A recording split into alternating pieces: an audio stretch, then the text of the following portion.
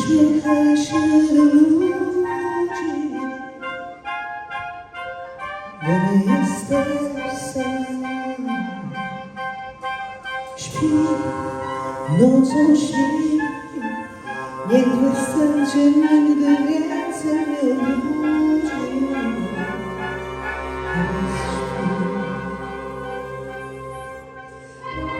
Niech to Bóg zawsze cię za rękę trzyma, kiedy ciemny wiatr porywa spokój, siejąc smutek i zwątpienie. Pamiętaj, że jak na deszczu cały świat nie znaczy nic, to nic. Chwila, która może być najlepszą z twoich chwil, najlepszą z twoich chwil.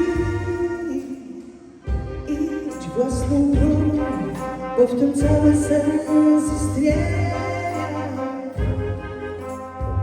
żeby umieć żyć bez nieczulenia, bez niepotrzebnych niespełnienia myśli złych, jak na deszczu łza. Cały ten świat nie znaczy nic, a nic. Chwila, która trwa, może być najlepszą z twoich chwil,